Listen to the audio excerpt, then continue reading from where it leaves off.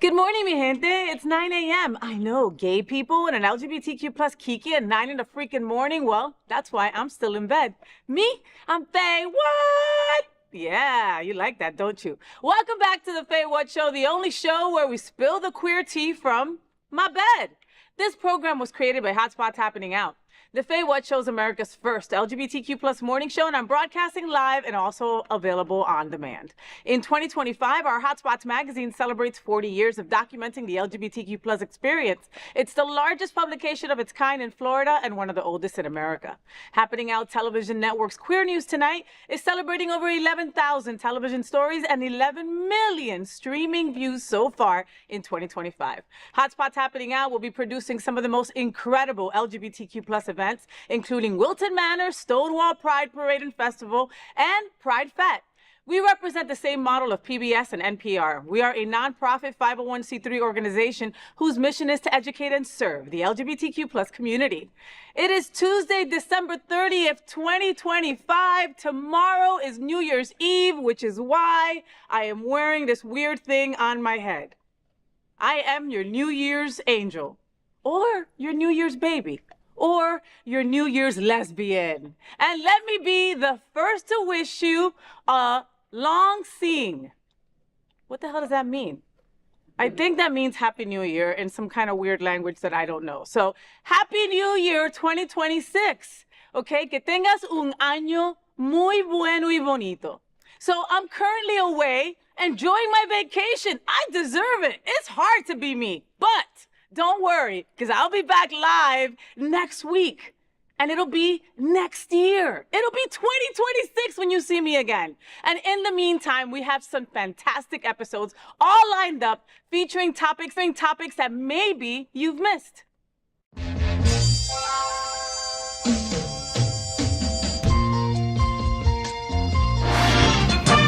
Rainbows, gay boys, hashtag that girl. Sunbeams, drag queens, L-word. Is that girl the girl of all our dreams? She's everything that every girl should be. Aqua, South Beach, hashtag that girl. Pride-filled, tea-dance, Wilton. Is that girl Latina, but she's universal too. If you find a girl to love, only one girl to love, then she'll be that girl too. That girl. Velvet Lenore got in bed with me and snatched the title on the way out. In 2023, the legendary Velvet Lenore joined me in bed, crowned every room she walked into, and instantly became the very first Miss FayWhat Show. Yes, she did. She's been a ride or die supporter from day one, and I honestly, truly love her. Love you, Velvet. Velvet Lenore on the FayWhat Show. Here at the FayWhat Show, we love to introduce you to interesting people that are so important to our LGBTQ plus community, and today is no different. Here's my girl, Velvet Lenore. What's up? So you know what? We're celebrating Women's History Month on the FayWhat Show. We should be celebrating that all the time. Guess what? I will be celebrating that all the time. But anyway, this morning I am joined by Velvet Lenore. She is a goddess and she's an awesome friend. She's here to talk to us about the Sunserve Gala, Palm Beach Pride, and a whole lot more. So Velvet is just an incredible performer, dancer, choreographer, makeup artist, blah, blah, blah, blah, blah, blah, blah. I can go on and on and on and on. She has built a strong reputation as a female impersonator and is known as the Queen of the Palm Beaches. Compass and Palm Beach County awarded Velvet the Marsha P. Johnson Award, and she was also invited to go on Good Morning America to kick off Pride Month last year. That was incredible. You can watch her perform in South Florida at leading destinations such as Lips. You know you've been to Lips. We've all been to Lips, all right? You can always count on Lips. It's like, okay, what to do tonight? Oh, I don't see anything going on in the Facebook feed. Wait, Lips is on. We're good. We'll have a party there, right? She is passionate about her family and her love for the LGBTQ plus community. It really does show through and through. I personally love her. All right, so you, welcome to the show, Miss Velvet Lenore. See, I don't have a studio audience yet, bitch, so this is how I gotta do it. So we're gonna make our own, right? Velvet, thank you for getting in bed with me, Mama. I appreciate it. Oh, you're welcome. I'm excited to be here. Oh, I'm so happy that finally I'm here in bed with FayWhat. What? And we're color-coded and everything. Do you love it? I know you love it. Velvet, before we begin this interview, I got to tell you how appreciative I am of you, okay? Just as a fellow woman in the community, you know, like I came back into this community about 3 years ago, and you're one of those people that were like open arms. What you want to do? All right, let's go. You know, and not everybody's like that, you know, and so from the bottom of my heart, I got to say thank you, because it's not just for me. Like, you do that for everybody. You're just like, I mean, no, if you're a dick, then you don't. No, I know. You also got your standards where it's like, leave that shit at the door. You know what I mean? Yeah. You know it. You know it. You know, you're talented and you've worked your ass off. This is not something that happened overnight. You know, no. We were talking about before the show about how you've been doing prides for, can I say it? Yeah. 30 years. This will be the 31st one. Wow, girl. Like, what a long career. I mean, and like, so you're always working your ass off. You always have full weekends, right? Like, do you, like, you continue to evolve. Like, you ain't tired, bitch? No. I will sleep when I'm dead. Oh, right. You know, and I say that too. It's like, people are always like, oh my God, I get exhausted just by watching your Facebook feed. But like, I think that too. It's like, I have FOMO like to the fullest, you know? I love it. Happy birthday. Thank you. Oh my God, happy birthday. And you know, I saw all your events that you were celebrating everywhere, and so many people were to celebrate with you, and wow. It's a lot. It's a lot. It's a lot. Have you always been like this? Yes. Velvet? You've always been dedicated like this? You know, you wake up early. We were talking about this before the show. Like, I'm not a morning person. I'm sorry, boo-boo. Like, I need a big carafe of coffee before doing anything in the morning. And you're like, I'm up at 7. I'm up. I gotta get up. Watching the Facebook. Get things going. And you've always been like that? Always been like that. Do you think that do you attribute that to your success? Yeah, my grandmother raised me like that. She would make us, even on Saturdays, make us get up in the morning at 6 o'clock and have us doing stuff. So it just kind of like branded in me. Embedded. Like, get up, do what you got to do. Yeah. Yeah, yeah. And you're so family oriented. Like, you're so, you know, as long as I've known you, you know. So was that how your upbringing was? Like you were saying, like your grandma had you guys up early, and, you know, was that something that was very powerful and very strong growing? I just believe it's just so much stuff going in the world that my grandmother raised me just to love everybody, because you never know when somebody needs to be told that they are loved or need a helping hand or whatever. And I just feel like I get so much from the community. I feel like I always give back, because you got to receive to give, and you got to give to receive. But those are things that most people don't have. Like, they have to learn that. Like, I learned that in AA, right? In AA, it's like, okay, we open up your arms to a newcomer. We'll help you get through this. But when you're feeling good, you open your arms to somebody else and you help them get better. And that's kind of how your philosophy. Yeah, when I was coming out, you know, trying to be me, I didn't have anybody to help me. So that just made me want to just help people. Yeah. Because you never know who needs a helping hand, and helping somebody, it's a big thing these days, because everybody needs love. Yeah. And that's what I've tried my family on. We're many hearts, one family with a lot of love. And that's my brand of my name. I love that. And, you know, one of your kids of the Lenore family is now in college, and he's trying to be a lawyer or something? Yes, Tommy is. What the hell? And he is like the cutest. And I don't mean to like make him like he's a child. He's not, you know? Not but anymore. I mean, he's driving now. Oh my. You know, get off the road. Yeah, get off the road. He's driving. But he's also going to college to be a lawyer. You know, and as much trouble as a lot of us get into in our community, we need his help. We're going to need his help in the future, you know?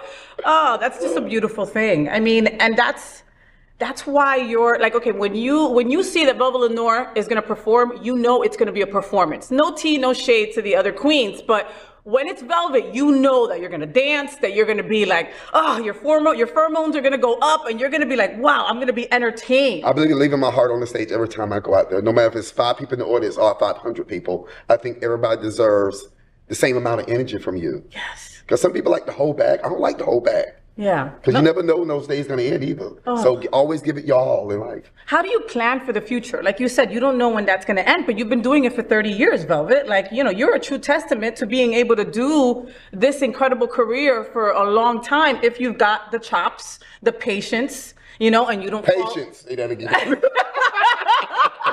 Because some of the people you have to deal with, patience.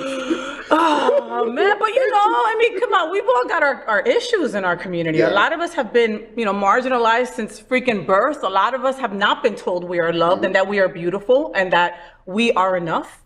you know, and then we want to be a drag queen and we want to be an entertainer, and not everybody is all love, love, love. That's why I started my once a year now. I'm doing a drag star search at the pub. I love that. And I get it's only for the upcomers. They have to be doing drag under 3 years. And I had my first one, and Mindy, which is now my new daughter, Mindy Lenore, she won. And now I'm mentoring her on how to, do things right. And she got things going on in her life. I'm like, girl, just call mama, I'm here. Let's do it together. I love that. Yeah, because it's just like we all got shit going on, Yeah. And it's so much different when you're able to talk to somebody and you feel not alone. Right? And it does make a difference. Right? It really does make a difference. Because in our mind, we make up the story that nobody else can go through the crap that we go through. Woe is me. If you were gay and brown or black, right? Then you would be effed up too. And, life's not easy. It's not. I know I didn't have it easy in high school. Yeah. But I always believed in being myself. I didn't care what people thought, but it did bring a lot of trauma to me as well. Did it? And you still post pictures of you as a child. Yeah. And does that trigger you at that time? It helps me remind me where I came from and where I'm going, because when I first came out and I started doing shows, I was not a nice person. Okay. And you can legitimately say that. Yeah, I had to learn how, because I was just so angry because I always felt attacked. But then I learned, you know what? People that have issues, let it be their issue. Because you only get one life. You got to live it the way you want to. Oh, yeah. You can't let people interrupt that. Yeah, you can't live for other people. And in this day with social media and all that, people get depressed and sad by not getting enough likes. And my grandma said, when people stop talking, that's when you should worry. And that's true, especially with the dramatic people in our community. When they stop talking shit, that's when you know they're conniving to kill your ass. You might want to be careful. When did you, growing up, when did you figure out that you were a woman and you were just born in the wrong body? Honestly, since I was 5 or 6. That young. But at the same sense, I grew up in the, 80s. I didn't know anybody. I didn't even know gay people when I was growing up. I didn't know Where did no you one. grow up, Velvet? I grew up in Fort Pierce, Florida. Oh, wow. Okay, that's like Trump country. It was way up there. And I didn't know anybody, but I would go in my grandmother's closet and hide and play in her clothes, and she would catch me like, "What are you doing?" You'd be wearing her heels. Yeah, she would open the closet and I'm like, "Oh, sorry." You see Velvet doing death drops at 7. Bah! Right. What? Now with your experience and with your time, you got more money for looks. Yeah. It wasn't always that way, right? Do you have a look that stands out in your mind as man, I put that shit together with some Elmer's glue and and I can't believe I got away with wearing that on stage? Well, I always call Erica Norell, and she put the glue it together for me. She can put some costumes out for me, honey. She's the one. I call her and say, "Sister, I need this costume," and she sews so fast.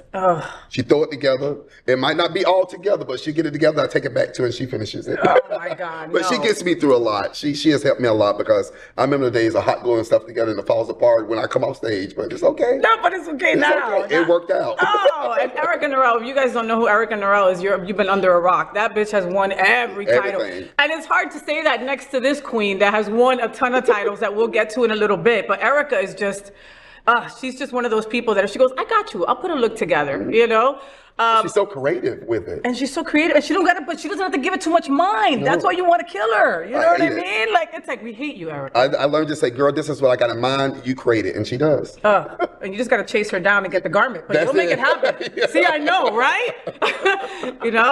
Man, I didn't know that Erica even knew my name, and a couple of years ago, she was like, "Oh, FayWhat? That's my sis daughter." I was like, "What? What? I'll be a Norell bitch real quick. FayWhat Norell, you know? Right?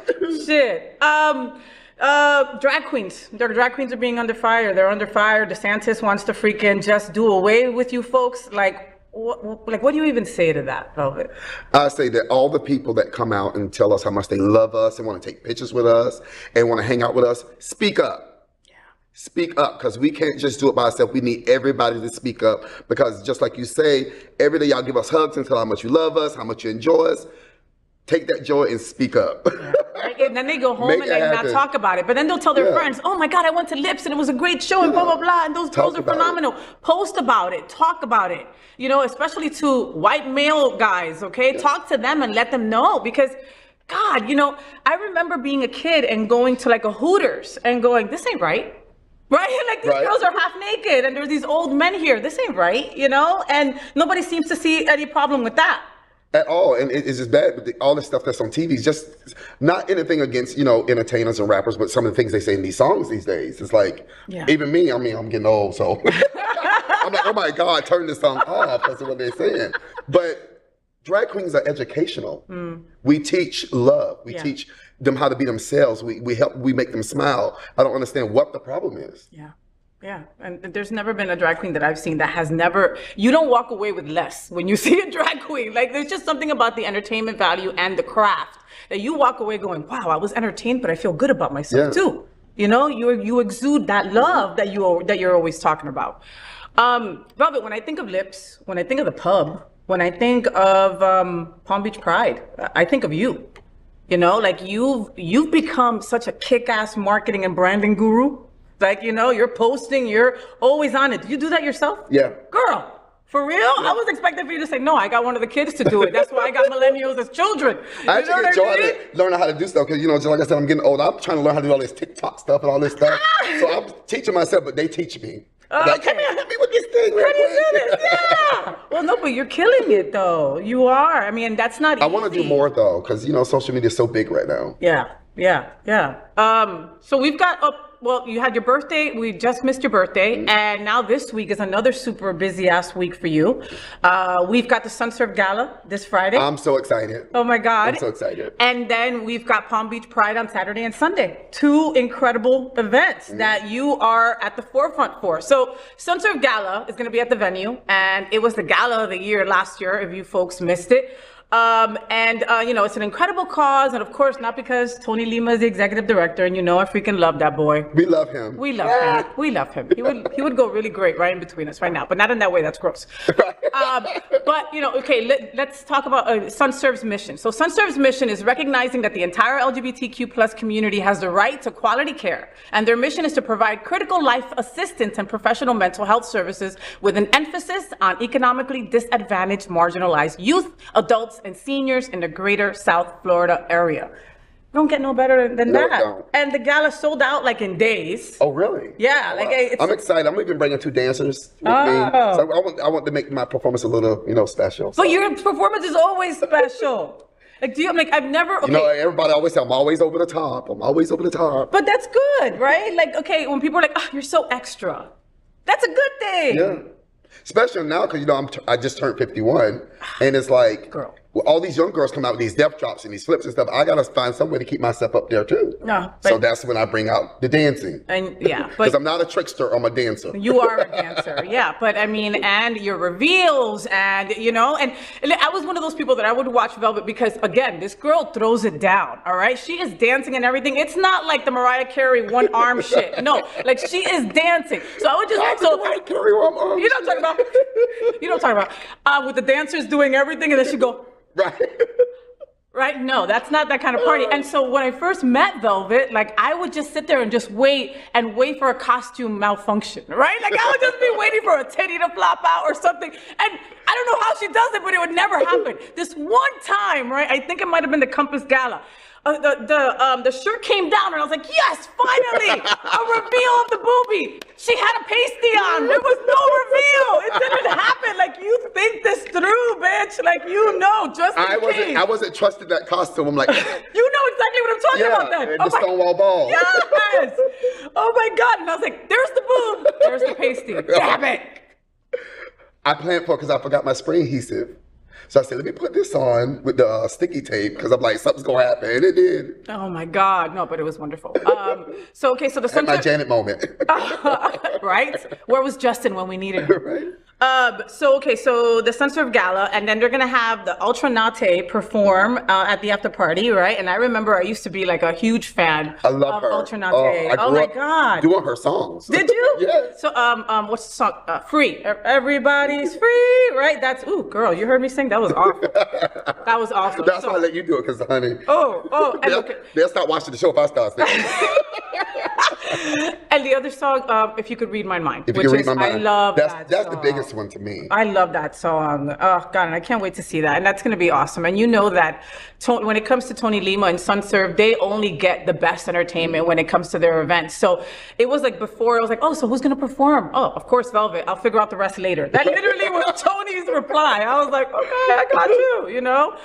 So can you give us like what are you wearing? Like a sneak peek into something? Well, I know you're going to have dancers. You're saying it's going to be over the top, but that's you. Well, Tony wanted me to do Donna Summer's MacArthur Park. So I kind of put a twist to it and had a special costume made and had the dancer's costume made. So you got to come see. Ooh, I love it. Do you ever wear the same costume twice? No. But those things are expensive, honey.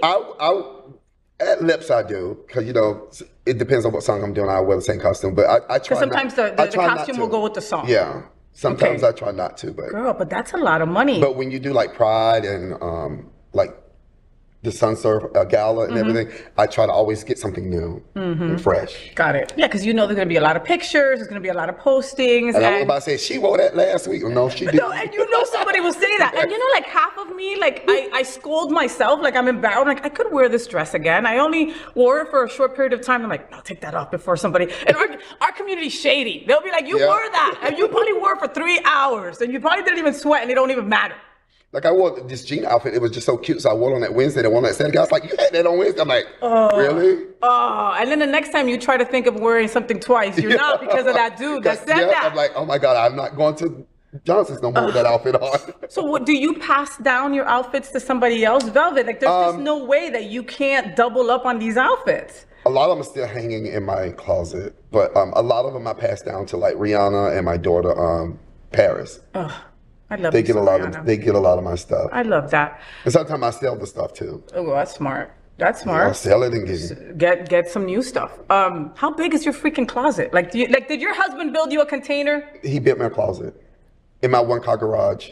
We got 2 garages. They're separate. So the one-car garage, he built racks and everything, and it's like run around. So shoes on that wall, rack down the middle. Your husband. And half of the stuff I see, I'm like, I forgot I got this. So it's kind of brand new if you haven't seen it in 6 months, you know? So let's keep on talking about this weekend. So this Saturday and Sunday is also Palm Beach Pride, right? And I'm so excited. You know, it's my first one. Really? Yes, I've never been. It's so much fun. So Saturday is when we have all the local entertainers, like all the local entertainers from Port St. Lucie and Palm Beach area. We have a lot of local entertainers. And then that Sunday is when we have the big parade. And then that's when we do the Lenore show. Nice. And this year I'm calling it Lenore Pride Family Show. I love it. Because it's going to be only all my kids and we do a 1-hour show. I love it. It's a lot of fun. So we'll expect to see Damien. You folks remember Damien, right? Damien started the FayWhat show with me and we love him here. And so you're going to have all your kids there. Yep. Is Rihanna going to be there as well? It's Rihanna, Damien, Phoenix, J. Lord, Minnie Lenore, Tommy. So many of them. Oh my God, no, but that's a beautiful thing. And we doing productions and they doing their solo things too. Oh. Because usually I do like 8 productions, but I'm like. And you're hosting the stage, are you, right? On both days? Both days. And working at Lips. What? You sure you're not on some Adderall or some fun stuff? I'm on this vitamin called Alive. It works. It's working, bitch, all right? So keep on doing it. I got to send a lot of love to Julie Seaver. Yeah. She is just a beautiful person. Amazing. Incredible person. That team up there at Compass. Michael, I love her also. Like, just a great crew over there. I was a judge for Miss Palm Beach Pride. For Miss Palm Beach Pride, and where Vasti won, Vasti Love, and she was incredible. She blew it away. I can't wait to see her. Put that crown on. She's doing such a great job too. She's doing such a great job. Well, I follow her social media. Okay, and what do you mean? So you're happy? You're good with I'm good with what she's doing. I'm good with what she's doing. And were you the first? Yes, I was the first in 2016. Wow. So did you take Vasti aside and go, look, did you give her some advice, or you were just like, I bet you're on your own? No, I always, all the girls, I try to get them all equal love. I just say if they need anything, they need my help for anything, whatever they need, talk to me. I do my best to help. I always donate money to them, because I know what it's like to try to do a pageant and don't have no money. Yeah, no, right? Yeah, it's just and the community is always behind me. When I won Miss Florida, the community treated me really well, and I'm really grateful for that. Yeah, and that's just one of those things where you will always be a Miss Florida, and our community always looks at you as such, So So what are we, okay, we're gonna have a great weekend at Pride. Did you get any pushback? Because I know that they were trying to like not have the alcohol or the drag queens or, you know, one or the other or some bullshit like that. We're going to poke the bear. We're going to do what we want to do. They're not going to tell us what we're going to do. Really? Yeah. Like that? We're going to poke the bear. Okay, you'll have to get there. What is Pride without drag queens? No, it's not Pride. We can't have a Pride or an event without drag queens. That's it. That's, you know, drag queens are the forefront of our community. You know, they were the first ones to throw the brick. There is no community without drag queens. That's it, plain and simple, you know? And just when I saw that, and I think it was Julie who did an interview with my friend John Hayden over at SFGN, and she said, look, it's happening no matter what. That's all I gotta say. You know, I paraphrase. And it's like, nothing's gonna stop us, and that's it, you know? Oh, I can't wait. I can't wait. So, it's supposed to be a free country, but they're trying to tell us how to live. Yeah. I don't get it. You know, mind you, nobody can find fair rent. Insurance has gone skyrocketed, and oh my God. we had more mass shootings in the first couple of months of this year That's than what they need to focus all on. last year. Drag queens don't kill kids. Guns kill kids. Pride is the only way kids can actually have to be free to be who they want to be once a year at Pride and just be free. Yeah. You know? Yeah. I remember. And enjoy the drag queens because they can't come to the shows. You know, so that's their time. It's true. Why are they trying to take that from them?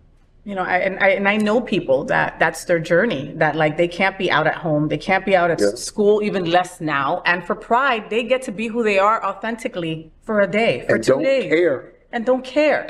And you're trying to take that away from them also. You should be ashamed of yourselves. Can I get personal with you a little bit? Can we talk about your body? Yeah. So I feel blessed that we have been friends now for a couple of years, and your body has gone. I know by some Kardashian rumors that they were on some semaglutide, which is all that shit that they're injecting into their stomachs to lose weight. Oh. Did you do any of that? Nope. For real? Nope. So how did you get I went to a nutritionist, and she basically taught me how to eat. I had no sugar. I couldn't drink for like 2 months.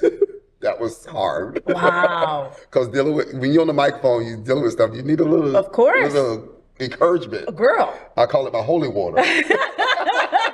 Sometimes you need to throw that shit on people holy too. Water. It just took me off bread and sugar, and she gave me a plan on how to eat and stuff like that, and it worked. And I was going to get where they put the machine, the laser lights on you, and that helped a lot too. I was doing that once a week.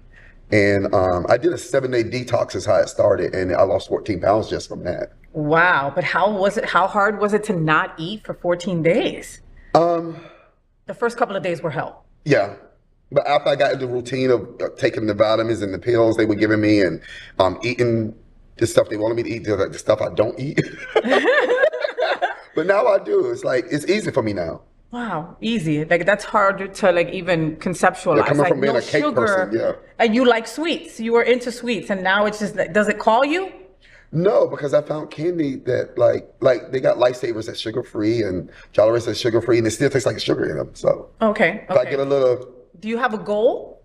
Like, are you gonna keep on? I want to lose 20 more pounds. What? Honest, yeah. But where? In your titties? Like, where are you gonna lose those 20 pounds? I mean, again, her waist has gone like this, okay? Like, you've gotta see her on stage. Like, you know, some people have that wrap that's completely wrapped around their waist. She doesn't. Like, it's her. Like, it has got.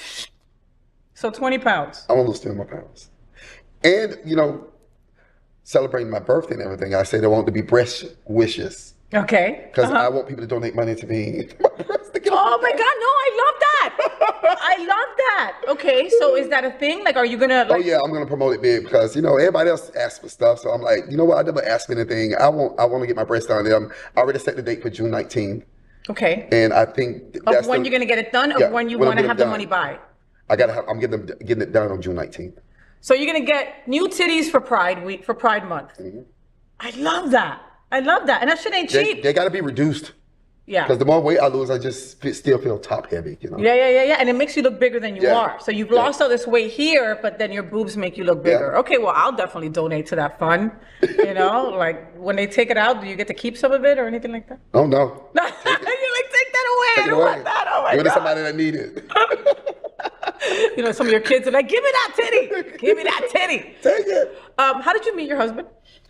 I actually met my husband at Cashmere. It was a nightclub in West Palm, going on 17 years ago, because we've been together 17 years, August. And he kept coming with his lesbian friends. And one Friday I was on the microphone, I'm like, you're going to be my husband before you leave here. Shut up. I was just kidding around, and we hung out as friends for like a couple of weeks, and then next thing you know, it's 17 years later. Shut up. So, wow. Okay, so he already knew you. He got into your world when you were already halfway into your career. I kept seeing him everywhere. I'm like, who is this cute guy? I'm like, I need to know him. And I got the opportunity. I pointed right at him because, I'm very bold. I'm like, you're going to be my husband before you leave here today. Oh, my God. I love that. And I say, don't be trying to leave either because I will run you down at your car. I know when you're driving, all right? Don't get it twisted. Does he come to your events? He comes to my events when he can, or if I tell him he has to come, he'll come. Okay. But he's so focused on his career, and I want him to stay focused on his career. I love that. May I ask what he does? He's now a worldwide photographer that travels all over the world. Beautiful. But he started a couple of years ago remodeling people's houses. So he's gotten big in that too. So between the two, he's just constantly on the go. I love that. And that's like what a power couple is all about. Like when I got married and I would look at people's vows. They're my best friend. They complete me, And I'd be like, man, that's not really how I feel. This woman does not complete me. I love her. She's not my best friend. My best friend is Michelle and Liza. Those are the people I call when some shit goes down, you know? When I got to talk about her, I'm not talking to her about her, And it's like, she keeps on wanting to get another degree and keep on going back to school. And it's like, this is beautiful. Yeah. Together, you come together and make an awesome power couple, And that is what it's all about. And that does make a powerful couple because I'll look at it like this. Like sometimes when we go out to dinner, he'll pay, I pay. Sometimes we split the bill, but we always, when we need the stuff done to the house or something's going on, we split the bill. We keep everything equal. So there's no, I'm doing all the work or you doing all the work. No, we do everything equally and everybody's happy. Are you married? We've been married for 8 years. Did you have a big wedding? No. We bought a house instead. Smart. See, that's what happens with we kind of went to the court and did it secretly. No, I love that. Went all that big old stuff, and then we say, you know what? Let's just buy a house. Because I wanted a big wedding, but I'm like, you know what? Buying a house is more important because I'm tired of renting. I got you. Yeah, and listen, and you did it at the right time too. I mean, think about it. My wedding was $20,000. Like that would have been a nice down payment for a house, and like. I hardly remember the wedding. You know what I mean? Damn. When we were doing when Vasti Love won, right? You had mentioned that you were going to do a docuseries for. I'm actually shooting that on Netflix. We're shooting that on my birthday, March 18th. Okay. And it's been shot as we call it The Struggles of Me. Okay. That's what it's going to be called. All right. And so when will that be finished? When do you think? We shoot it on the 18th, and I guess I get the rest of the information then because they really haven't gave me like when it's going to come out and blah, blah, blah. All I know is we're shooting it on March 18th. And, wow. And how do you feel about that? Was it like balls to the wall, like whatever you can say? Like. Yeah, I'm excited because it's going to be based on what I went through in life. And when I went through my transition and talk about me and teach other people, this is what I went through. These are the things you can do not to go through these situations. Yeah. So my daughter Paris also is going to be on there as well. I love that. I love that. Oh, I love that. That's just going to be so incredible. So Miss Florida FI at large, right? Also, you won. Miss Cashmere, Miss Illusion, Miss Fort Lauderdale, Entertainer of the Year, Miss Hollywood, Miss Stonewall, Miss Noche Latina. I can go on. Miss Palm Beach Pride. So.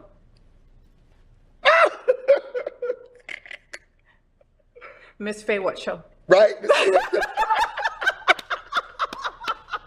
everybody go, FayWhat. God, I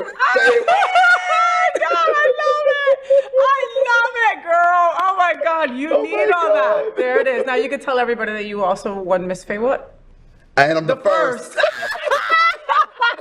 I gotta make sure I put those pins in because that's how it usually goes. I put it on that ponytail, honey. These lace fronts are very fidgety. Oh, so funny. And it looks beautiful on you. I love it. Okay, now that you've won Miss FayWhat, are you going to compete anytime soon? I mean, you've won everything. It's nice that you give some people a chance to win. I want to go back and win Miss Florida, Miss Florida, and I want to do Miss Continental 1 year. Okay, 1 year. Like coming up this year, or you're not there yet? Or I think this year I want to go watch and fill it out and then make my move. Bitches. Listen, I don't know about you, okay? But if I was signing up for this and I saw Velvet Lenore's name, I would just quietly turn around and get the fuck out.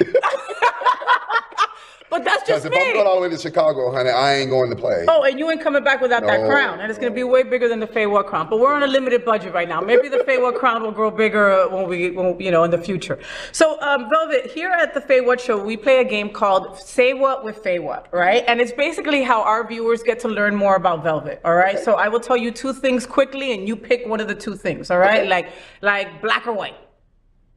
Pick one. Black. Okay, like that. All right? You ready? You ready? Yep. All right. Beach or pool? Pool. Drag Race or We Are Here? We Are Here. Lady Gaga or Beyonce? Oh, Beyonce. You gotta think about that. Yeah. Rihanna or Dua Lipa? Rihanna. Pasta or rice? Being that you don't eat anymore. Cauliflower rice. Dogs or cats? Dogs. Sunrise or sunsets? Sunsets. Christmas or Halloween? Ooh, Halloween. The Kardashians or Jersey Shore? Neither. Cash or cash apps? Cash. Okay, I'll go on to the next one in a second. You know that the last time you performed, I ran out of money, right? So I sent you a cash app and you declined it. I did? You did, bitch.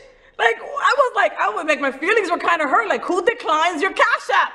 And Scott. I probably was drunk and hit the wrong damn button. That's what happened. And Scott was sitting next to me as we were judging, and he's like, "What are you doing?" Because I'm sending Velvet a cash app because I ran out of money, and he's making fun of me. And then you declined my shit. I did not. I'm gonna show you. Anyway, okay. I hit the wrong button. Girl, $7 is $7. All right, girl. You can't even. That was a McDonald's meal that I can't have no more. Right? Exactly. That was like the Cardi B meal. Tacos or wings? Wings. Shopping in store or online? Store. Shower or bath? Shower. Heels or boots? Heels. Cake or pie? Pie.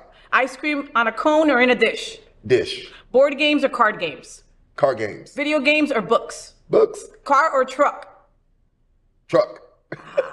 Velvet, what's your guilty pleasure? What do you watch at home that maybe is just so silly, but you don't give a shit and you watch it and you love it? I watch a lot of silly stuff. That's great. Sometimes we need to escape on some silly shit. I like watching reality shows. I watch a lot of homemaking shows, like remodeling homes and stuff. Like HGTV and stuff like that. Make sure to follow Velvet Lenore on all social media, and make sure that you see her at the SunServe Gala and the after party and Palm Beach Pride. It's this Friday, it's this Saturday and Sunday. I'm gonna be all over all of that, so make sure that you join Velvet Lenore and myself. Also, the Pub and Lips on the regular. Speaking of lips, we're getting ready to start a Saturday brunch now. Oh my God, how April awesome. 22nd. Yes! All right, so there it is. Fun. So next month there's also going to be a Saturday brunch. You can't get enough of Lips, okay? I mean, Lips is just one of those establishments that you know you're going to have good food, great ass entertainment. The servers are fantastic, and it's just a lot of fun, all right?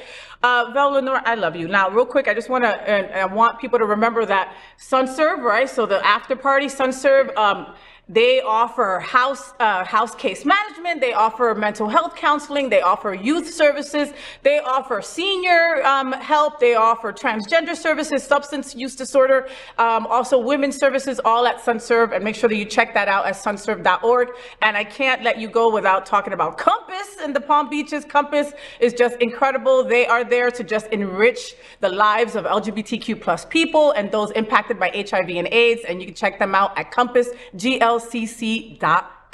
All right, either of those organizations are fantastic. Velvet believes in them and loves them. And look, just because you look all cute at the club and then you're at home crying in your Cheerios, you might want to take advantage of some of these things that these organizations offer, right?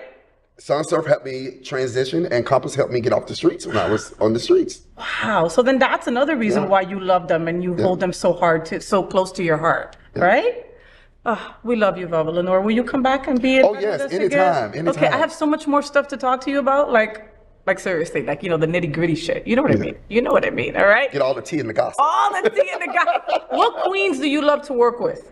I love to work with all of them. I try to love everybody, but my favorites to work with, to be honest, is like Nicolette, Nicole T. Phillips, Erica Norell, the list can go on. Rihanna Patron, Melissa St. John.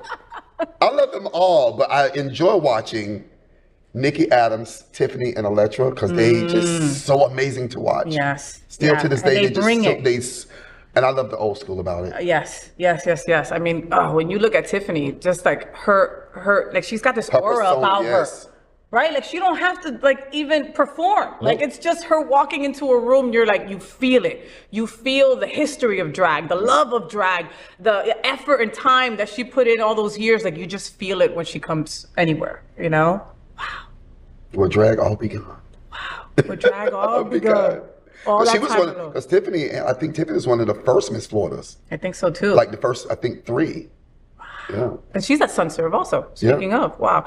Okay, like I said, I could talk to Velvet forever. Velvet Lenore, the queen of everything, and now the reigning 2023 Miss FayWhat show. Woohoo! Woo-hoo! Make sure you follow her on all social media outlets. She's always doing something fun. There's always a great place that you can go see her perform at. Velvet, thank you for being on the FayWhat. Oh, you're welcome. Thank you for having me. I love you so much. Give me kisses. We'll be right back. This is an important conversation for our LGBTQ plus community. Help us tell these important stories by liking and subscribing to The FayWhat Show. Next up, Lynda Carter proves once again Wonder Woman is real. What? She's always been real to me. Bing, bing, bing, bing, bing, bing.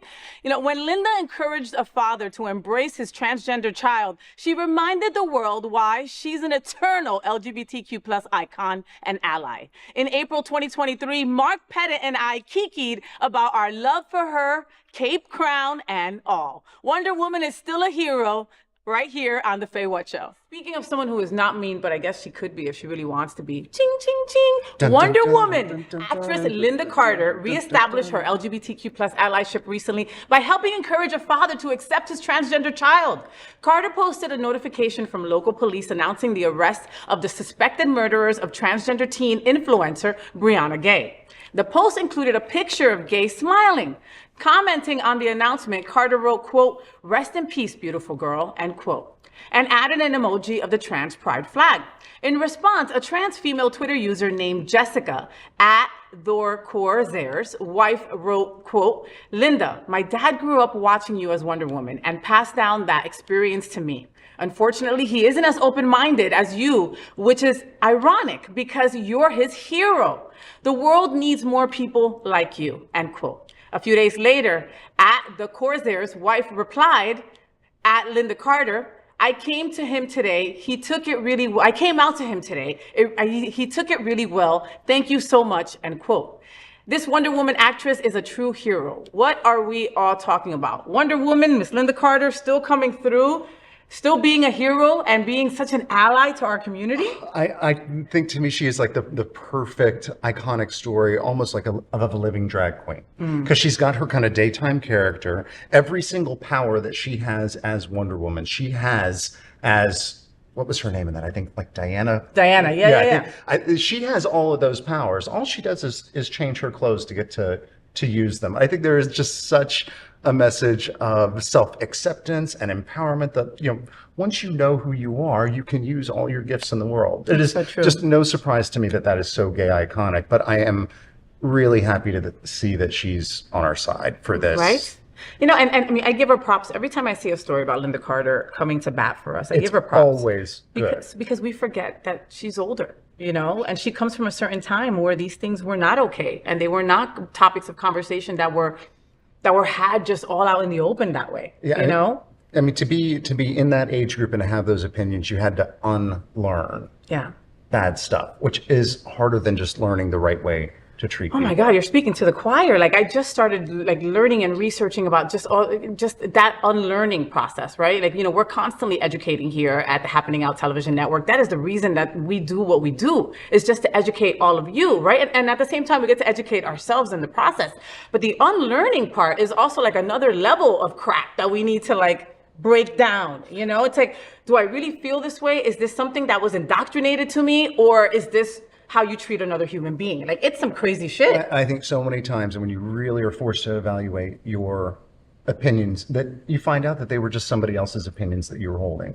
I think a lot of times, even like the dreams and goals that we have and set for ourselves belong to somebody else. When I was in school, my parents, my whole life in the military, you got to be either a doctor or a lawyer if you want to have any kind of money. Or have any kind of future. Yeah, and it wasn't until I got to law school that I realized that like this was not even my dream. Wow. At all. Yeah. So yeah. It totally happens. I can totally see that. I mean, it's gross, and I can't believe I'm actually going to say this out loud, but I am. I remember being a kid and my mom saying bad things about gay people, and just saying, oh, you would never want to be that way, or oh, if you ever see a gay, like literally like a stranger, right? Don't get into a white van, right? It would be kind of the same thing for gay people. It would be like, I don't want you around that. They're not good people. The Lord doesn't like them, and it's just like, and you start believing that shit, and then once you know you're gay, then you're like, oh my God, I'm part of this group of people that my mom says are bad. And I think it can even be worse when it's more two-faced. Like, we have gay friends and we're cool socially, but then if you walk with a swish, we're going to call you faggy. Yeah. At the same time. That's really tough. It is. Linda Carter, we love you. Ching, ching, ching, ching. This is an important conversation for our LGBTQ plus community. Help us tell these important stories by liking and subscribing to The FayWhat Show. Next, Ricky Martin, shake your bonbon, shake your bonbon, shake your bonbon. Well, he was gushing over Bad Bunny, people. Oh, we were living for it. In 2024, Ricky couldn't stop swooning over Bad Bunny. And honestly, me and Jonathan Casañas too. Yeah, so Jonathan Casañas and I broke it all down while basically drooling over both of them. No regrets, Ricky Martin gushes over Bad Bunny. Hollywood is buzzing with some fabulous news, and we're here for it. Ricky Martin, the Puerto Rican sensation that was brought up by Madonna last week here in Miami, lit up the Kelly Clarkson show with some major LGBTQ plus love. He spilled the tea about giving Bad Bunny a GLAAD award for his fierce advocacy. Ricky couldn't stop gushing about Bad Bunny's courage and the strides we're making in acceptance and self-expression. Watch this. Presented Bad Bunny with a GLAAD award, which is incredible. So what do you love about how he's an ally to the LGBTQ plus community? And that's when you become kids. That's when you become cool for your kids. Exactly. That's how you bring Bad Bunny to the picture and they're like, hey, Dad, this is my father. Yeah. It's that. You know what I'm saying? They're like, Ariana Grande? Yeah, oh my that kind of God. stuff. Yeah, Exactly. yeah. Isn't it amazing what Bad Bunny's doing? Oh, it's incredible. Yeah, think it's really incredible cool. when you use your spotlight for more than just yourself and your ego. Yeah. I wish I had that. I mean, it's a different generation. I was very afraid in being myself. Yeah. I was afraid of being judged, and I was afraid of losing my career for just sharing who you are, who I am, and how I Yeah. love. And now you have this generation of great artists, very talented artists that I don't care if I want to wear a skirt, I'm going to wear a skirt. And if I want to paint my nails, I paint my nails. Yeah. And I'm an ally to the LGBTQ plus community. How lucky they are, how lucky are we that we have this force of young people that are talking to young people. How lucky for our children. Exactly, Yeah. that are talking to young people about how important it is to just be and not be afraid of your emotions. On the contrary, share your emotions, celebrate what you feel and how you love. That's fantastic. Oh, Love absolutely. Ay, qué lindo, esa cara me la como. Ricky Martin gushes over Bad Bunny. What are we all talking about? I absolutely love this, man. Like I relate to this a lot because I'm toxic as bananas. Because I fought with. He's aware of it. Yeah, because I fought with the masculinity, and I didn't want to be femme. And then like 2020 came around, pandemic came around, and then I got on TikTok and became, the feminine person you were always meant to be. I bought I don't know how many wigs, I wore spandex and high heels, and I grew into this beautiful woman I am today. And the thing is that it's hard for people to cope with who you want to be and who you actually are. Like yesterday, someone was telling me, man, you softened up. I appreciate you so much more now, because when I first met you, you were like, yeah, what's up, bro? And all this like hyper masculinity stuff. And I didn't realize like how soft or open and the guards started to come down. And people were like appreciating me, and they were like, this is the more natural you.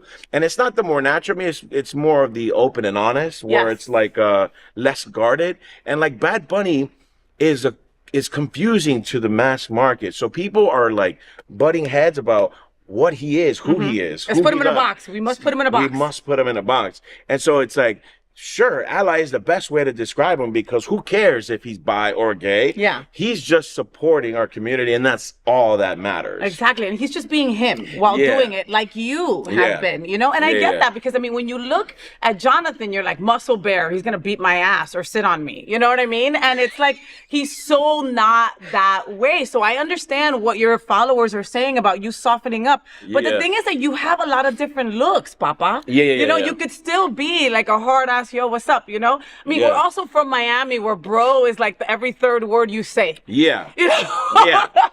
Like, I mean, girls say it because it's hard for people to understand, like, bro, it's not just a masculine thing, you know? So, I don't know. I'm in love with this segment. I'm in love with Ricky Martin right now. I love with who he's become. I love Bad Bunny. I don't know enough about him, but I love that he's just like the new generation that doesn't give a fuck. Yeah. And I don't want to give a fuck. And I still do, but I'm still learning from this younger generation. I'm an older guy now. I know I look young. Young as hell. Oh, yeah, that Olive Olay is working. Okay, bitch. The Botox, too. Okay, but yeah, I'm in love with it. I don't want to put him in a box. I hate myself for trying to sometimes. Because we're conditioned to, Bobby. Yeah. You know what I mean? And we also want everybody strong on our side, right? Because Bad Bunny is also sitting at these tables that they don't allow LGBTQ plus people at. So we want him to say he's one of us. But you know what? It's true. The fluidity that this newer generation has is beautiful, you know? And as much as we want them to fight with us because we need them to fight with us, we also have to understand and accept that not everybody's going to be put in a box with a label. And I think, like, to be a fan, you don't have to know everything, right? Like, some people just are really, really intensely trying to get in the person's lifestyle, personal information. Like, you don't have to know who they're fucking to be a fan. You know what I mean? No, you don't. Because he did kiss his dancer. His dancer. So that shit confused a lot of people. Yeah, and he's always wearing dresses and stuff like that. And Harry Styles, like, on the cover, you know, wearing a dress and stuff, it's like, it confuses people. So they're like, I can't be a fan anymore because I'm confused. Like, nah, bitch, I don't know anything about Beyonce. Beyonce hasn't done an interview in 36 years. And I still love this whole, you know what I mean? Like, yeah, no, completely. And Ricky Martin and Kelly Clarkson. Can we say how good you look, Mama? You look so good. Semaglutide or not, I don't care. Okay, you just look good. You look happy. What is that? Is that the La Puya? Yeah, the Ozempic that everybody's on. Everybody's on that shit. Yeah, it's tough. Like, it's tough to say you look good because maybe she takes it as I look good. Why? Because I'm skinnier? No, you just look good. She looks good. Like, her face looks like she's having a good time. Maybe she's getting good sex. Whatever it is, you know. And it does suck about the weight thing because when you lose some weight, people go, oh, you lost some weight. And your response is thank you.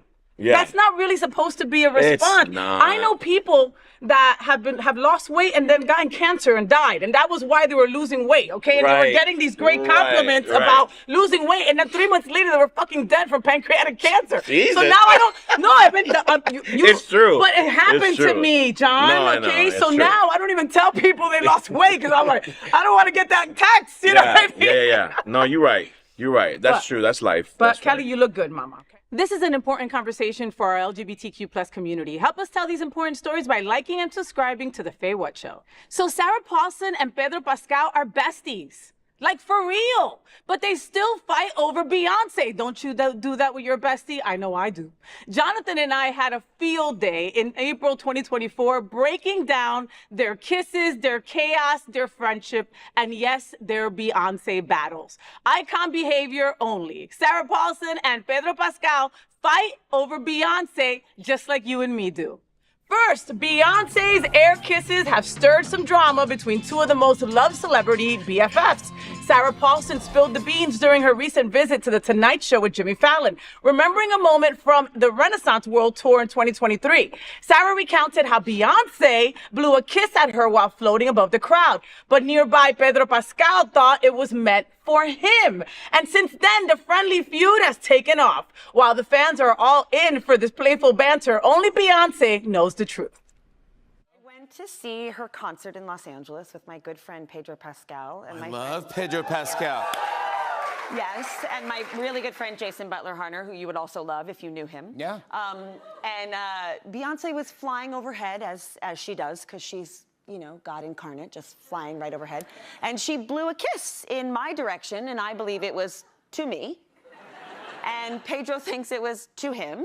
And Yeah, we'll just live with that that's story. just we're gonna live with that story. He but believes that, and you believe. look, he's the most famous man in the world right now, so he thinks everything is happening for him. But it's really for me. Is she flying in the concert? She flies in. Well, she flies in. Jimmy, she can fly. Pedro Pascal and BFF Sarah Paulson are fighting over Queen Bee. What are we all talking about? What you think? I mean, I don't even know if this is a dispute. Like, we know Pedro Pascal's on fire right now. Yes, he is. Ain't nobody trying to kiss Sarah. Let me tell you, I love Sarah Paulson with all of my heart. She's I funny as watch shit. everything she does. But Pedro's got this air about him right now, like, because he is not that fine. Let's be real. He's not that fine. No, but, no, he's not Ricky Martin fine. No, right. But I will take him and do nasty things to that man. Listen, I will fucking suck his bathwater. Like a la Okay. Saltburn. Oh, wait, or suck that too. I wouldn't even go there because I know that's what you were thinking about. Ew, Yeah. I'm a lesbian. I haven't thought about sucking one of those in a while. It's But undenying Pedro right now. Pedro is Fuego. like undisputable, like the hot man like of the century. I don't know. There's something about him. It's just the way he carries himself. He jokes about being gay. He jokes about, flexing with what's his name at the Oscars. with the Culkin's brother. Yeah. Yeah. They're always talking about like kissing each other's armpits and shit like that. Yeah. And a story I read the other day was about like him and Bad Bunny. Like he's just very whatever, and I think that's what gets us even more into him. He's got a trans sister that he respects and loves so much, and so that keeps people guessing. I don't think he's gay. I think that maybe he'd suck it. Maybe, like right place, right time. Exactly, which I'm okay with, and I'm not trying to judge you, and I'm not trying to put a label on you. Yes! You do you, Papa, and it's queer baiting, cool, I don't give a fuck. Right, we are here, we're grabbing the bait. I'm gonna grab his bait, that's for sure. Yeah, there's really nothing. And, and Pedro Pascal he didn't just show up yesterday. He's been around for a minute. Which I didn't realize. Like Narcos Game has of been a Thrones, while. Game of Narcos, Thrones. yeah. Yes, all of that. And I mean, and everything he keeps doing. Well, in that movie where he's gay with Ethan Hawke, What? You have to see that haven't preview. I'll seen show it that. to you after. I mean, Is this a porn? No, it's not a porn. Oh. Why does your mind always go to porn? Oh, look at that face. Do you see it?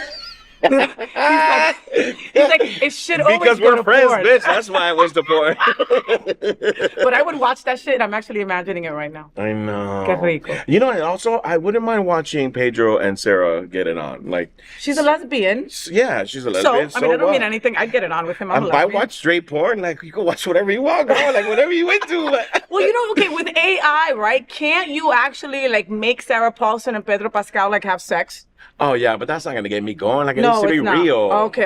I like that amateur porn, by the way. I like it for it to be real. Not You like the POV, produced. right? You like the yeah, POV? like set up your iPhone and Not even put the shit on your head, right? put the GoPro here. Put the GoPro and then just do it. I'm saying that's the best way. Think about it. I'm saying, Howard Andrew, right? He's a friend of mine and he does Fap Scout. Have you heard of that group? No. Well, they've got the best adult porn guys, right? Yeah. And so they have a set in Fort Lauderdale that I've done a show from. Yes, I and remember. they have all the different sets, like the jail, the school, all of that. Like, I'm just saying, the dirtiest and raunchiest porn, I think I enjoy more than the pretty clean. Yeah, no, I like it like when it's like on the beach or in a bathroom. Just like your real life. In a bush. Like, yeah. Outside of Hunters. The normal stuff. Just saying. Anyway, we love them being BFFs. Yes. Give us more. This is an important conversation for our LGBTQ plus community. Help us tell these important stories by liking and subscribing to The FayWhat Show. Back in April 2024, I had player 016 himself, Sam Lantz, in bed with me. Yes, that Squid Game sweetheart that you were eyeing and oohing over. One interview later, we went from strangers to friends. Go watch, you'll see exactly why. Sam Lantz, Squid Game alum, gets in bed with FayWhat. Here at the FayWhat Show, we bring you interesting interviews with incredible, amazing people like reality star and Squid Game The Challenge, right? Third runner-up, hometown local boy, Sam Lantz. Watch this. I'm super excited about my next guest. Today, we're thrilled to welcome Sam Lantz to my bed. He's a finalist from Netflix's Squid Game, the Challenge. You saw it, come on. Hailing from the quaint town of Kuna, Idaho, Sam's journey has been nothing short of remarkable. From his artistic endeavors to finding love in the digital age, Sam brings a unique perspective to the table. He's passionate, and he's also passionate about interior design, fashion, and advocacy for the LGBTQ plus community. He loves to go on adventures with his husband, Doug, who I just met and is such a cutie, and their 2 adopted dogs, Duke and Moo. Moo. Moo! It's the perfect name for Right? it, It's gonna be an incredible interview with Sam. Welcome, Sam, to the FayWhat Show. Woo.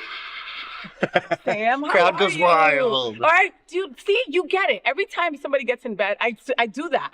Because I'm manifesting a future audience. You know, right? Of the crowd going wild. Right. The crowd in your bedroom going wild. Right? Okay, I didn't think that through though, about them being in my bedroom, right? I mean, that's some OnlyFans shit right there, It you is. know? That is. Thank you for being in bed with me today, honey. So Sam is player 16 in Squid Game, the challenge, right? Did you watch the original Squid Game before you went on the show? Was that like something you had to do? We didn't have to do it. Like Phil, my co-finalist, hadn't even seen the show until he was cast. Okay. So I was personally a huge fan of the show. I watched it a couple of times before I ever even applied for the show. Before it was even like a thought in your mind. Right. Okay. Which I think helped prepare me because I knew it was going to be very hard. Yeah. I knew like there was not going to be, it wasn't going to be a cushy. It wasn't going to be this. Yes. We weren't just It going to wasn't be gonna be sitting in cushy, bed. right? With our dog With chilling our out. dog chilling. So I knew it was going to be hard and I was ready for it. I was excited for it. Okay. So how long were you actually there? From start to finish, 17 days. So Okay. I left kind of about a half a day before the official end of shooting because, spoiler alert. Spoiler alert, which you already saw it. Yeah, Sam you didn't better win. have already seen it. Sam didn't win. Didn't win. Unfortunately. Yeah, so I had about a half a day cut off of, but I was still there. Okay, but that's still 16 days that you were there, Yeah. right? So my wife and I were like, you know, you don't go outside. You have no clocks, right? No They clocks. tell you lights out, and they can actually tell you lights out for 4 hours, and you have no freaking idea if it's been 4 hours or 15 hours, Right. you know? Could you sleep? Actually, yeah. I practiced kind of meditation and breathing exercises before I went in. So in order to calm my brain, because we were always thinking, what's going to happen next? Who's going to get eliminated? Anxiety, right? Yeah, like you're always thinking like you lay in bed and you're like, oh my gosh, this thing I did when I was 5 years old. And so we were laying in there going, oh my gosh, I talked to this person earlier. Now they hate me and now they're going to vote me off. Or so I was able to just kind of focus on the, you know, in 2, 3, 4, out 2, 3, 4. And that kind of shut everything else out of my brain. And I was able to sleep. But I know a lot of people had a very difficult time sleeping there. But I don't think I would have been able to sleep either. And again, like that thought process of, you know, at night, right? Like at night, like I don't know about you folks, but at night I'm like, oh, I should have said this in this interview, or oh, maybe I should have worn that in that interview. Well, this is like times 50,000, you know? And then you're like, okay, how about, you know, we've been watching reality shows for more than 2 decades at this point, you know? So we know that there's always like someone who's scamming, and we also know that there's always a game within a game, or maybe not, but just the possibility of that happening could drive you freaking insane. I just kind of accepted that whenever I thought I had a grasp on things is when it was all going to change. You never knew what was going to happen. Like when that cloche came out in the dinner, I was like, I don't trust that. Yes. And Phil and Mai were both like, they told us we could enjoy this dinner. Stop it. And I was like, but I was with you. I was like, I wouldn't eat that shit. And it looked so good. And they have been like famished, you know? Like, it was like, oh my God, like that food just looked amazing. Did being gay in Fort Lauderdale help you with any challenges? Being gay, period, helped me throughout the entire game because, like I said in the show, I'm very confident in holding my cards close to my chest. This is going to make me cry. I don't know why.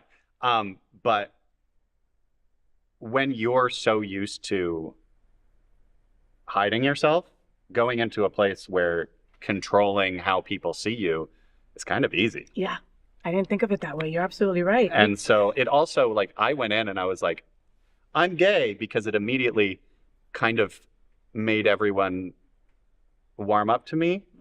But also it took anything away from me being tall or, you know, masculine looking or masculine acting. It kind of took that away from that target off of my back, because just social biases, not necessarily a negative social bias or anything like homophobic or anything like that, but immediately people are like, oh, he's not the threat that I think he is. And so it really helped me actually make friends, but it also helped me not become a target. Yeah. Yeah, and every year we celebrate National Coming Out Day. Everybody, celebrates that. And from this same bed, I constantly say, like, I love that people celebrate when they came out, but if you are LGBTQ+, we come out every freaking day, we come out in every single situation, and sometimes it puts us in harm. Sometimes it helps, so I have to say that I thought it was so freaking brave of you to just come out and do it and just say it. Like, I'm just going to put this on the table. This is who I am, right? Whoever it offends, fine. Whoever's cool with it, let's get this game started. Right. And it was not really so much of it didn't feel like I was coming out. It was more of just, these are the things about me, and that's a major thing about me.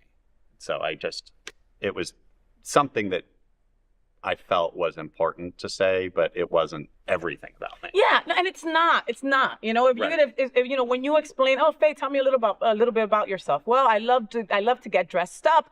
I love dogs profoundly. I love my wife. It wouldn't be the first three things that I would say about me. It's part of who we are. It's part of our fiber. But understand that the second that you said I'm gay, all these little queer kids were like, oh my God, he's gay and he's on a reality show. I could be like him, know? The representation matters. Just at the end of the day, being someone that people can be like, this person has lived almost 40 years and is happy, and looking back at the pain that I went through and trying to find my way because no one was there to give me any kind of guidance, to be the person that can be someone can look at and be like, I can make it. And you are. It's okay to cry. That is so fucking powerful. It's kind of wild because I am not afraid to cry, but I haven't cried. I never cried before the show as much as I do after the show. Yeah, but because then you really see the people that you've touched, Sam. Hundreds of people have come up to me and messaged me and just said that these little things that I shared about myself and the pain that I shared about myself helped them kind of circumvent or just detour around little things. Like, I've overthought so much, and now I'm like, I didn't need to think that hard about that. I can just let that go because my life continues. Yeah. And your life is continuing in such a beautiful way. Such an amazing way. Let's talk about the creepy freaking doll. Okay, was it as creepy on the challenge as it looked on the show? Honestly, when we walked in that room, and she was probably, I don't even know, like 10 or 12 feet tall. I mean, you're like 10 or 12 feet tall, so I was like, hey, let's be friends. And she was like, no. No, but did you have like bad dreams afterwards about her or anything? I mean, because they really did a great copy of that doll, Sam. Like, that shit was spot on. Like, we did not expect her to turn around fully. And when she did, everybody in that room, all 456 people were like, oh my gosh, this is really happening. And then when her head would spin, and then the little song that she sings, that's the creepy song. That's that creepy song that got stuck in my head forever. It is a creepy song, and it's way creepier than just red light, green light. Yeah. It's way creepier. Yeah. And she's saying something in Chinese or something. Korean. And that even makes it even creepier. It's something about the hibiscus flower blooms at I can't remember. She could say that you are going to live a long, prosperous life, and all I hear is, you're going to die, red light, green light, you're going to die. One thing to the producers and the people who made that, I really think that there should have been a blood aspect to it. I missed the blood a little bit because I remember the original show. That was a lot of freaking blood. Yeah, they kind of wanted to steer away from that. I know, because there was a lot of they were putting us under a lot of stress as it was, so they kind of wanted to make the black kind of like, Squid Ink, and kind of ease us out of the traumatic part, which it already was, because they were emulating the deaths by just taking our friends away. We weren't like saying goodbye and stuff like that. Like, even when we got to hug people, that's it. They were gone. We never got to talk to them again. We never talked really about them again. It was as if they had died. And you had to go through that loss in a minute or an hour because you had to go on to the next challenge. Yeah. It was a lot of emotion. Yeah, and again, and I'm here telling you, like, yeah, the producer should have added blood. Like, yeah, trauma much, Faye? Like, what was I thinking, right? Like, that was just only for me because I'm a fucking moron.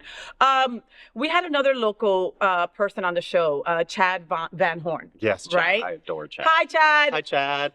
So he had the pact he had with the older lady, Mai, right? Who won? Yeah. Okay, like, have you asked her for any money, by the way? No. Like none, not even like a couple bucks. No. She won $4.56 million. Yeah. Okay, by winning and won with rock paper scissors. Isn't that how that went down? Yeah.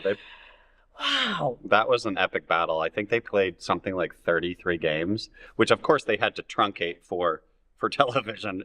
But you'll notice the keys, they go down from like this to you being able to see the bottom of the glass cube that they're sitting in. They played a lot of games. 33 games. Yeah.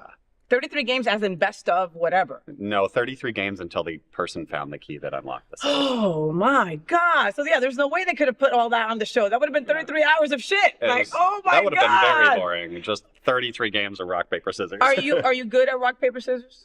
Yeah, what's so funny is we were... Let's play real quick. Oh, wait, are we going to go behind our backs? Oh, okay. We could do it. Okay.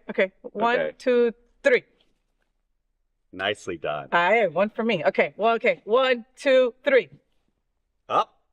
Okay. 1, 2, 3. 1, 2, 3.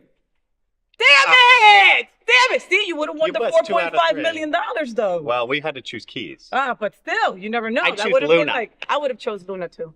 You the key. You know, you were third to, at the end of it all, 450 something people, right? 456, yeah.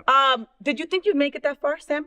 I never let myself think about it because if you think about you're going to make it to the end, everything else has a lot more weight to it. But if you take everything piece by piece, chunk by chunk, it's just that little thing. I love that. That's so wonderful. I'm in sobriety. I've been sober 9 years. And so one of the things that we say all the time is one day at a time, right.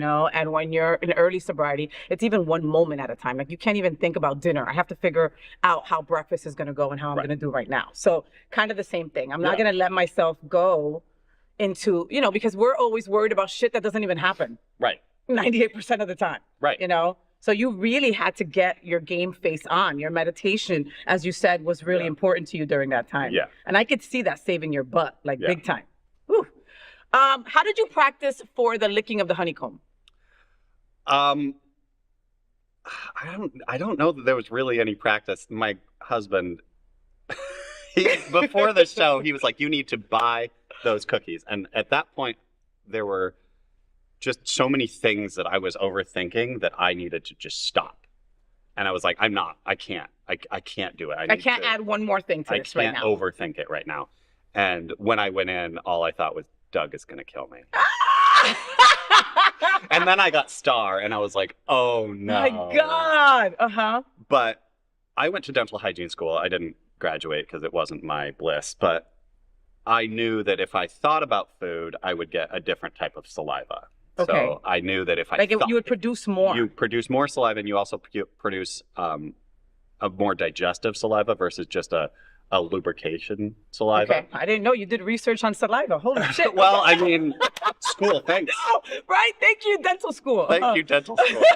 So I knew that if I had that certain kind of saliva, it would help break down the sugars faster. And it was kind of disgusting, so luckily they didn't show it in the show, but we all had just mouthfuls of saliva, and we just spit it in the bottom of the tin. It was just this big it was so gross. And I didn't really lick it. Okay. I just kind of wet it. I wet it, and then I would used scratch it, and then I held it up, and I was panicking, thinking I wasn't getting anywhere. And then somehow some of my saliva got into the grooves on the front. I think I may have spit in it again. And at that point, it started eating through the cookie from the top. And then, like, my needle just went through. And I was like, oh, my gosh, I'm done. And you can see in the show, you like, kind of look my surprised, temple vein right? is, like, bulging out. Also, my best friend, Danny, had just been eliminated. It's like me to Luna. And I just watched her be eliminated. And I was like, I don't. And she was eliminated, like just one little thing cracked. Like it wasn't even like she was so on it and focused. And then like when she was about to finish, the little corner cracked and she lost. Yeah. And it was like, oh my God. It was rough. It was rough in there because it seemed like also a lot of people were picking up their cookie to do it. And I was like, I need to keep it in the tin. I need to keep it stable. I'm an artist, so I knew I had a stable hand to be able to modulate the pressure. Mm-hmm. So I had a little bit in my head of, I can do this, but it was also Star, so I wasn't cocky. Yeah. I think a lot of the people in Star passed just for that reason. It was an umbrella, so we weren't overwhelmed, and it wasn't Triangle, so we weren't cocky and just letting it go. Yeah, just thinking it'd be easy. Because a lot of people in Triangle just tried to break it. Yeah, but a lot of people fucked it up too by just trying to break it up. I think more people made it through Star than made it through Triangle. Yeah. And that's just... But that's also because they were very cocky, like you said, you know? That's exactly it. So, well, let me tell you, as a lesbian, right, we could have taught you how to lick that honeycomb real quick. I should have come to you. You should have. Listen, if the challenge has like a reboot, like they do All Stars in the future, and you know they're going to call your ass to be on it, I'm giving you a freaking lesson on it. And you're going to be like, I'll call done. What do you want? Umbrella. What do you want? I'll take umbrella. No problem. I got this. So you and your incredible husband, Doug, have two pups, right? Yeah. Right? 2 rescue dogs. And tell us about them. We rescued them right after the start of pandemic. Actually, April Fool's Day, we adopted 2 incredible little babies. What's so funny is my dog is a lot like my husband, and his dog is a lot like me. So his dog is 6 feet tall? His dog is basically 6 feet tall. Legs for days, and an attitude, and always needs to be touched. So and that's how you are? And that's how I am. And I love my head rubbed. I love my back rubbed. My love language is definitely physical touch. And Moo is just lay on the ground and maybe I'll come up, but only if I'm jealous of Duke getting all the attention. Not that Doug is ever jealous, but she has the more calm and loving aspect of the 2, and then Duke is a little more hyper and high maintenance. And you didn't have dogs before then, or you had a couple too, right? I've had dogs in the past, but when we got together, neither of us had a dog, so it was kind of nice because it wasn't one person's dog. Yes, it wasn't his dog coming into the relationship or your dog. Right. How long have you been with Doug now? Because you guys are married, right? We got married in October of 2022.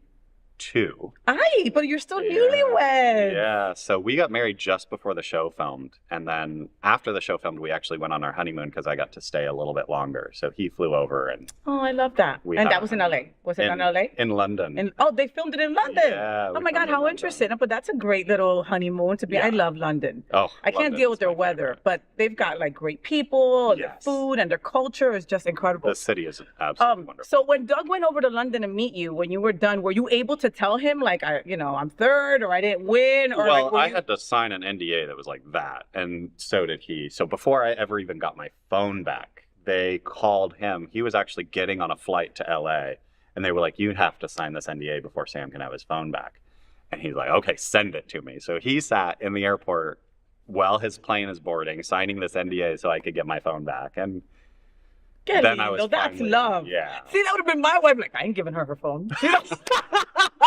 She'll only cause trouble. Right, exactly. She'll only cause trouble. Let me give her her phone. She would have done something like that. And then FedEx it to me. You know? And so then, but then you were able to tell him everything, I was able to tell him everything because he signed the same NDA I did, yeah. Did you cry when you saw him? Oh, yeah.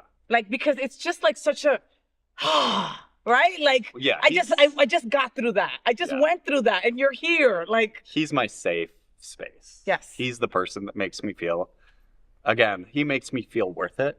He makes me feel loved and secure and able to do anything. So that's why I was able to go on the show. Can we double date? Can we double date, please? Oh my God, I love this so much. Listen, our person is just supposed to make us safe. That's it. Yeah. Like, and it's hard to explain that, right? The world is crazy.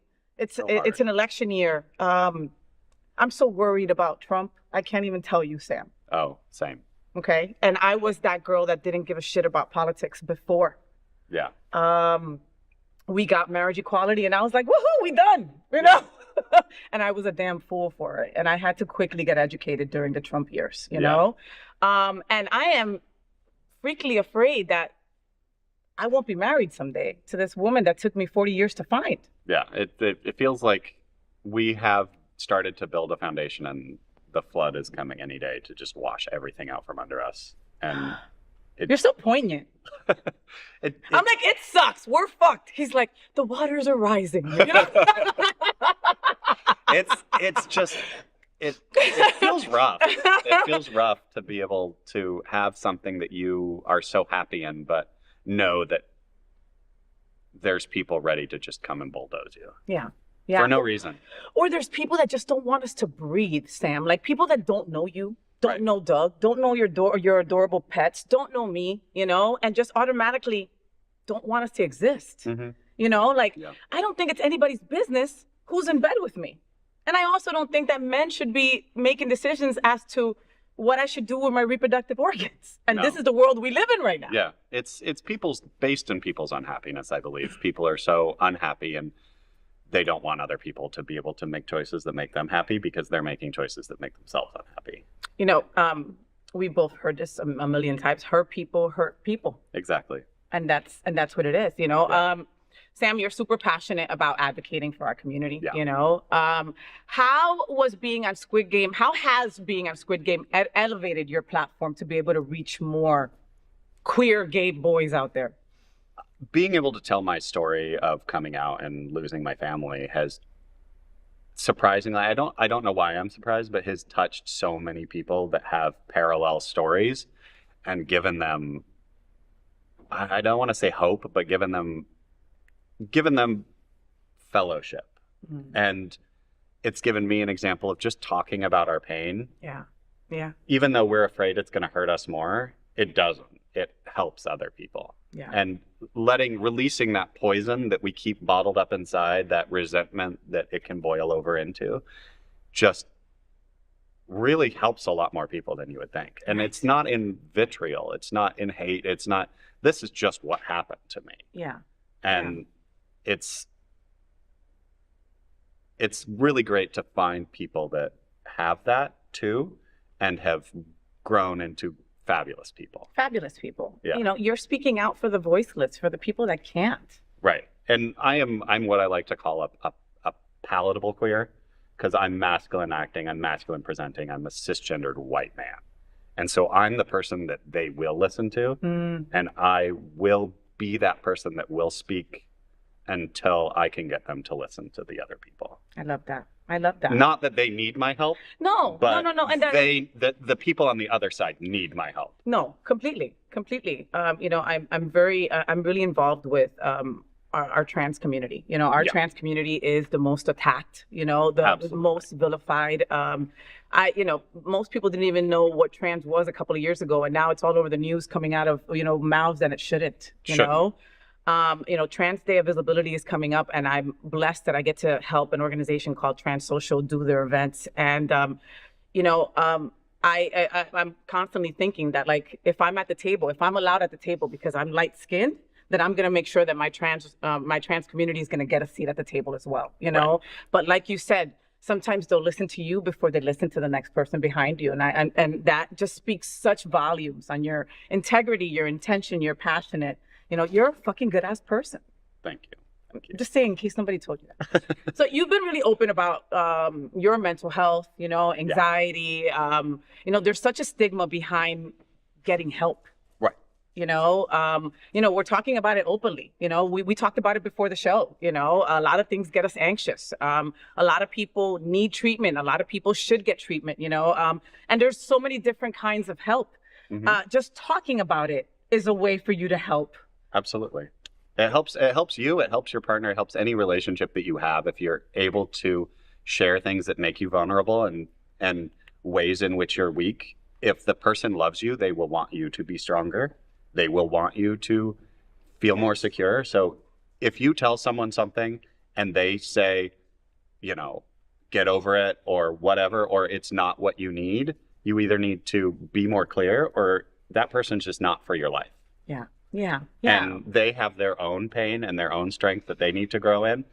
But people that you surround yourself with should be people that build you up. And I am so lucky. I have a chosen family that includes biological members of my family now. I love that.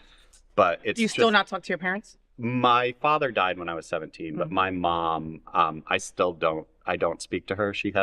I don't know if she's tried to reach out to me, but like I've said before, there's only so many times you grab a hot pop before you're like, yeah, I'm going to just wait until. Yeah, I still have the scars from the last welts you left me. Yeah, so I'm reserved in that respect. No, and you're protecting yourself, Sam. Right, There's and the nothing wrong people with I that. love. And the people you love, you know? Right. You know, I love the word chosen family, and I hate the word chosen family, right? Because, I mean, I've got people in my chosen family crew that I would die for, Sam. Yeah. You know, that if they needed a kidney, I'd give it to them, Absolutely, you know, wholeheartedly, you know, just like, and there's some chosen people that I love more than people I share blood with, Mm-hmm. you know, and just, you know, core people it's so important, like Sam said, you know. For a lot of years I just was taking on people. Come on, let's be friends. The more friends the better, you know. And you end up having these toxic bloodsuckers that like take all your energy and take all your insight and take all your love and then leave, and then you're left like, why am I so exhausted? What just happened? Right. You know. And you might be going through a tough time yourself, or you might be about to spiral, and you need the people who elevate you, not the people who bring you down. Right.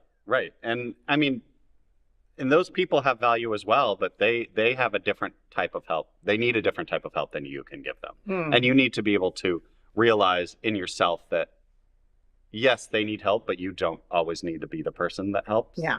Because you need help too. Yes. Yeah. And you need to think of yourself. You need to take care of yourself first and then take care of other people. Like in AA, they tell us, you know, you got to put the mask on, right? You got to put on the mask on yourself before you go and help somebody else, like on an airplane. Mm-hmm. You know, I mean, same thing.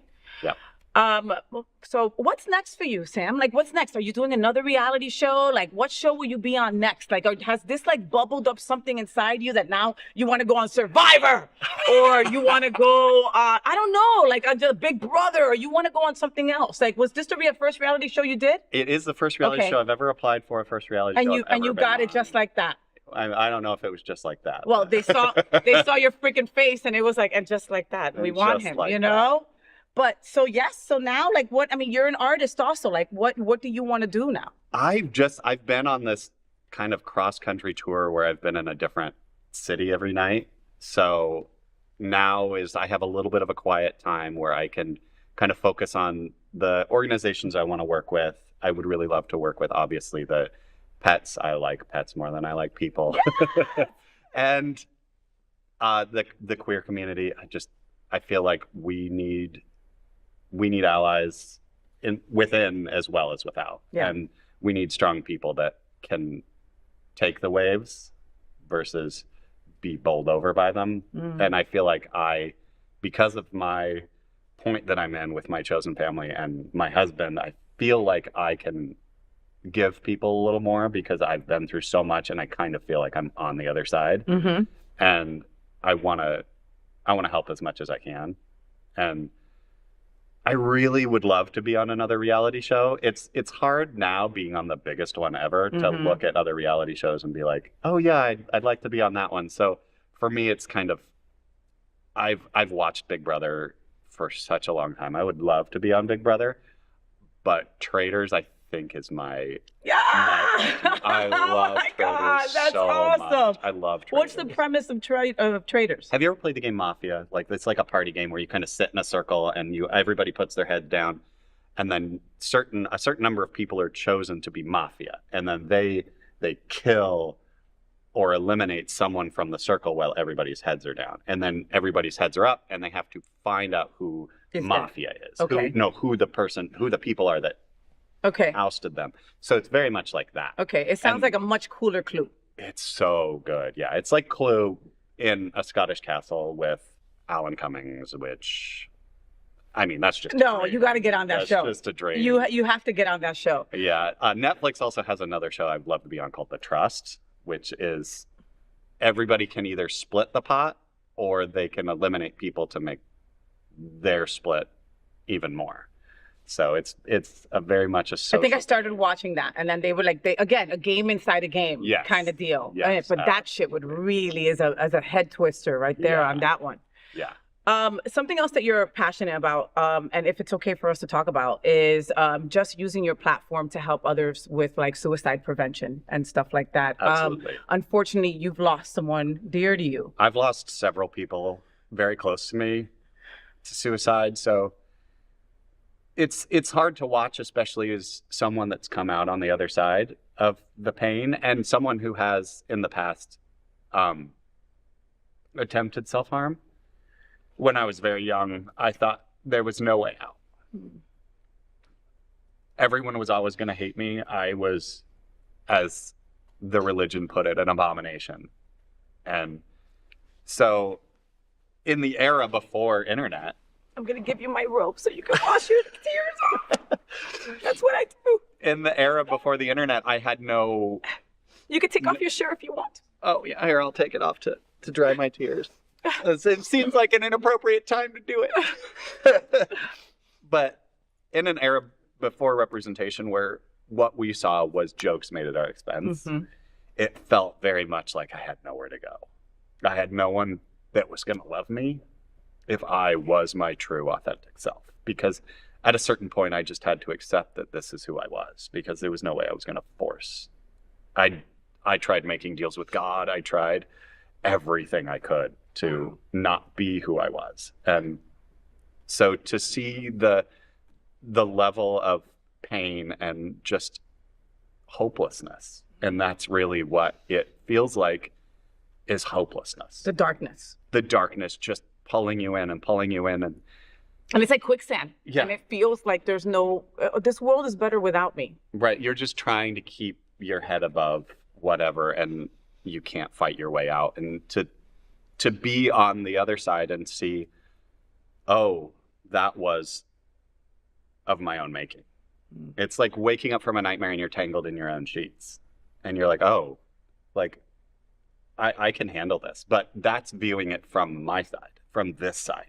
When I was in it, it was hopeless. Yeah, and you couldn't see it from the other see side. it. So being able to be the person that's like, not an example, or I hate saying I'm an example, but being someone that can just voice and say, I can feel the pain that you're in, and I can't be saying that I know what you're going through or what anybody's going through, but I went through an immeasurable amount of pain, it felt like to me. So I can be able to be there and say, just hold on to what you have, the people you love, and talk to them. When you are feeling your most hopeless and you think that no one cares, there are people that care. There are. Even if you don't know them, like, I care. I care that you're in the world. And like, to lose these people that are going through so much to find their power is devastating. Yeah. I'm so glad that you made it through that. I am too. I'm really glad. Like, and I know that you're limiting. You're like, oh, I'm not a role model, or I'm not. Stop saying those things. You know, you just are. You know, you're living out loud. Yeah. Okay. And so many people don't get to. You know, the suicide rates, especially in LGBTQ, have gone up. So much recently. And the Trevor Project does a scale every year, and it's scary, when it talks to LGBTQ plus kids and it asks them how many have wanted to end their life, and more than half have, thought of or tried to, And people think that we have enough, or why do we still have pride, or why are we railing about representation? And it's because people are still helpless, and people are making people feel helpless. And that's why I like to say it's like we're in a fog, because we don't know where we're going. We have no idea. Now, it doesn't matter who you are or how you were raised or whatever. You don't know where you're going. And all we can do is be on the other side of that fog, or in the fog even, and farther along than someone else, and just yelling to help them know that there's somewhere to go and that they're not going to fall off a cliff. Yeah. And that it is possible. It's possible. Because at that moment when the quicksand is up here, you're like, oh, that's it. I'm letting go. That's Right. it. It doesn't matter. I'm never going to get over this. Right. You can get over this. You can get you over can it. get over this. You know, if you have thoughts about suicide, please go talk to someone. Please. There are so many organizations, from Pride Lines in Miami to SunServe up here in Fort Lauderdale and everywhere in between. There is help. Don't think that because you have no insurance, none of that, that's bullshit. There is help. Just seek it out. You should not sit with it by yourself. There's others who have been through it. You know, for me in AA, I can't have a normie tell me, oh, do you need a meeting? Or, oh, you're a little off. You know, only someone that has been in my shoes can tell me like this, because you know exactly what that darkness feels like, what that quicksand feels like, what that point of no return feels like, you know, of meeting somebody else and seeing them in their same pain. That kismet, that connection, there's no way to explain that to somebody that has not been through it. No, and you're never a burden. It doesn't matter if the person doesn't know you, if they have a passion, which everybody in those organizations has a passion for helping people find their way, you're never a burden. You will be welcomed with open arms, and people will try their hardest to help you help yourself. I love it. Sam, thank you so much for being in bed with me today. Of course. You're such an exceptional human. Like, I can't even with this. Please make sure that you follow him on all social media. Paul Bunyan. Paul Bunyan. When I was following you, I was like, Ish. Paul Bunyan. I'm like, is this him? Is Paul Bunyan underscore or something, Underscore right? ish. Ish. Because I'm not Paul Bunyan. I'm just ish. Paul Bunyan-ish. So follow him, okay? Paul Bunyan-ish, okay? AKA Sam Lantz on all social media All outlets. social media. And who knows where he pop up next, okay? But he's gonna pop up somewhere representing all of us. So how fantastic is that? Boop, boop, boop. I'm FayWhat, and we will be right back. This is an important conversation for our LGBTQ plus community. Help us tell these important stories by liking and subscribing to The FayWhat Show. So that's it. That's The FayWhat Show. I hope you had fun. Did you catch up on episodes that you didn't see? I did too. Oh my goodness, it was so fun. You know, I'm really passionate about trying to connect the L and the G in our LGBTQ plus community. I gotta tell you, sometimes it's hard for us girls, but if we believe we're one strong community, then we must support all the letters of our LGBT and Q plus. We open every show with a nod to Mary Tyler Moore and That Girl's Marlo Thomas. This show is dedicated to a strong LGBTQ plus community. I just encourage you to be a little bit kinder, a little bit funnier, and to embrace our tremendous diversity, because it really is what makes us so damn strong. Until then, make sure you follow me on all social media outlets: Facebook, IG, Blue Sky, TikTok, YouTube. Follow FayWhat. Don't even look for me on X, because, bitch, I'm not on there, all right? Until next Tuesday at 9 a.m. live or anytime on demand. I'm FayWhat, and I am hashtag that girl. I wish you a week full of sunshine and rainbows. I wish you a happy new year. Un prospero año nuevo. I wish to those of you that maybe don't get along with your family that you are surrounded by your chosen family, all right? We should just take that chosen part out, because they are just our family. And I wish that you are surrounded by love. And if nobody has told you today that they love you, guess what? FayWhat loves you, all right? There you go. Tell all your friends. So, folks, please consider fostering or adopting a pet in need in the new year. Might be a really good resolution for you. Just saying. Love you. Stay gay. Rainbows, gay boys, hashtag that girl. Sunbeams, drag queens, L-word is that girl, the girl of all our dreams. She's everything that every girl should be. Aqua, South Beach, hashtag that girl. Pride-filled, tea dance, Wilton is that girl. Latina, but she's universal.